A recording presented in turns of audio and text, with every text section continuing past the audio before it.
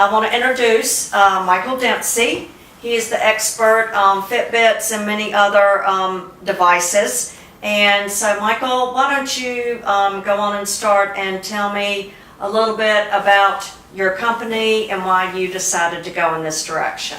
Okay, Margaret. Well, when we talk about Fitbit, I think it's best to actually encapsulate this within wearable technology itself. Now, wearable technology 10 years ago was like a smartphone. Really, nobody had ever heard of it because the term hadn't even been invented yet. Now, wearable tech has taken off in many different regards. You might see it, as you said, on a Fitbit or rather a wearable fitness tracker device. You might see it on what's known as a smartwatch, which it will have various functions, including email or a phone or abbreviated icons of what you can do on your smartphone. It just makes it a lot more convenient. And then there are various other types of wearable technology too, such as a kid or a child tracker, a pet tracker, and there are different types of these devices that are coming onto the market every day. A really good example of where you could find these types of technologies is not only online, but also at shows such as the Consumer Electronics Expo in Las Vegas every January. So this is really what when you say Fitbit, it really goes way above and beyond that, and it runs the gamut for various types of electronic devices, all of which, as I said, are new to the market within the past 5 to 7 years. Right.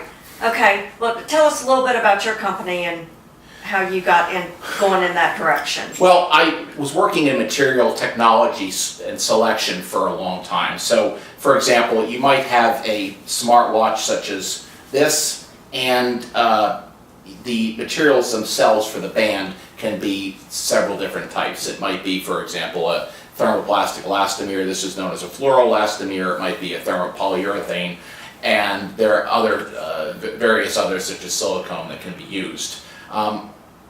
One of the things I noticed in the industry was that there were very few people that had their finger on the pulse of the market. So they were just inventing devices that they thought would probably work. But there was no sort of consumer research that went on as to whether or not these products would be successful as they were being designed, produced, manufactured, marketed, and sold. And as a result, there was a lot of fanfare, and there was a lot of different advertising that went on. The expectations were very high. But what happened was sales did not meet those expectations themselves. So I saw this. I was working with various companies in Silicon Valley and outside the valley itself. And I said, there's obviously a niche here that wasn't filled. I had done a lot of different market research in the past, quantitative work and qualitative work in various consumer products. I had also focused in and done a number of webinars in consumer electronics as well. And I thought, if this market niche is not being filled, I'm the one who wants to try to step in and do something here. And we're talking even the largest companies were just not doing anything for these wearable tech firms, whether they were smaller or even the larger ones. And you'd be surprised because yes, some of the largest companies do have analysts on board, many do not. And I can tell you that there has been a real interest in this type of work because right now, as far as I can see, the wearable tech firms are more throwing darts and trying to make some educated guesses as to what the market wants, but they don't really know, and that's where I come in.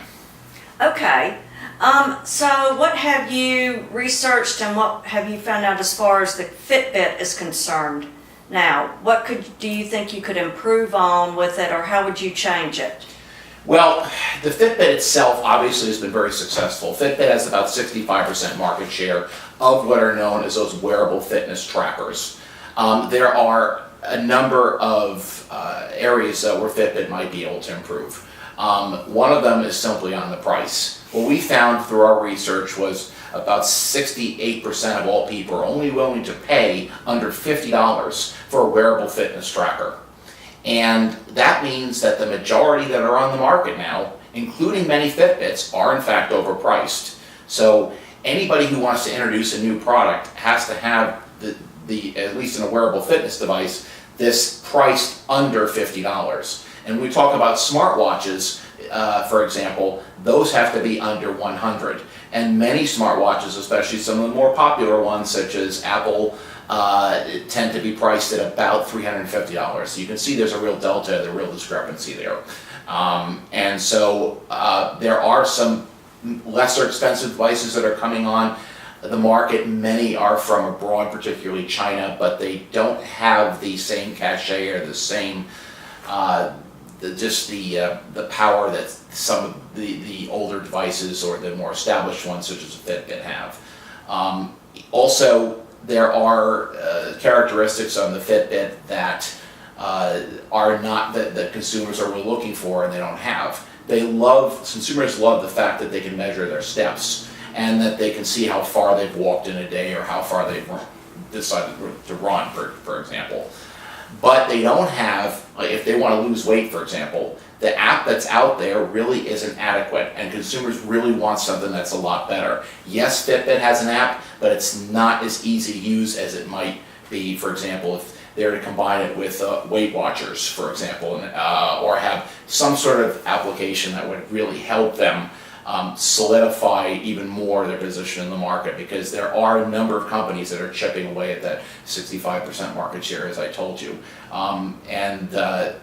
I think that anybody who, there are a number of different areas too where a Fitbit, for example, or a wearable fitness tracker could improve, but this is where we come in as a company, and we show them exactly where they might be able to increase market share. And especially when we're doing it for a particular device, we can hone in on a specific product and say, this is what the consumer is looking for. This is what they like about your product, this is what they don't like, and they can improve it or modify it from there. Okay. Well, where do you get your information from, and where do you go to research? Well, we pride ourselves in being a primary market research company, and anybody can do secondary research. And as a matter of fact, a lot of what is in the market now and is being published is secondary research and their guesses as far as to how large the market's going to grow to, how many devices are going to be sold. Most of that has been not just a little off, it's been very wrong as far as percentages go. And companies will, and analysts will, and even to whether or not to invest in a particular company, will rely on these reports to make their decisions one way or the other as to where they're going to put their money in, or even to how many units a large chain store might buy, for example.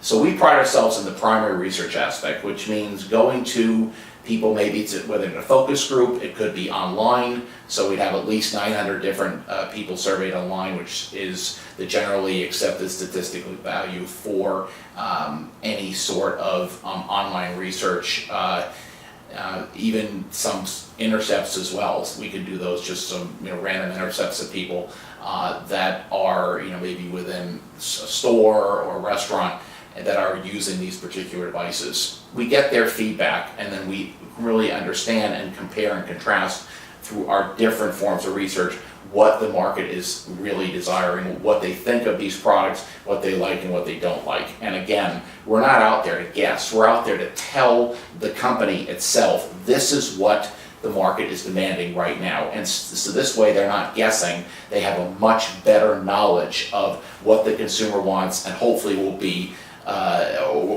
much better off when they go to market and sell the next version of their product or products.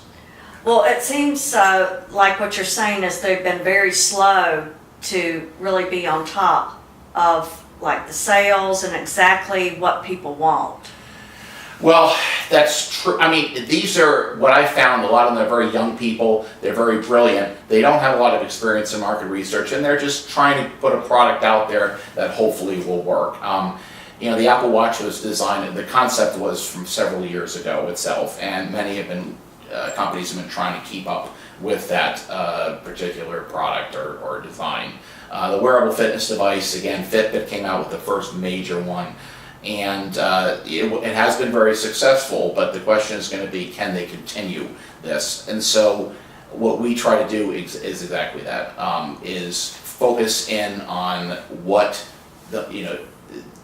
not only what the market's demanding, but then help the companies themselves, the OEMs, design a product that is in congruence with the market needs. It sounds simple, and it really is, but it just isn't being done. And this is not atypical of new technologies. This is obviously not. I mean, as I mentioned 5 or 10 minutes ago, these are products that have been on the market really only 5 or 6 years, and before that, nobody heard of wearable tech. So, as the market matures, we're expecting there's going to be more and more research done, and they're going to either these products that are wearable tech oriented are going to do really, really well, or maybe they'll just be fads. So that's what is yet to be seen. But there most likely will be 1 or 2 companies in each one of these subsectors that'll do really well and will develop a niche for themselves, because clearly there are a lot of people wearing smartwatches, even though that they haven't taken off like a smartphone, and there are many others as well that use their Fitbit. So the question is going to be who's going to own these markets in 5 or 10 years, and it will likely be completely different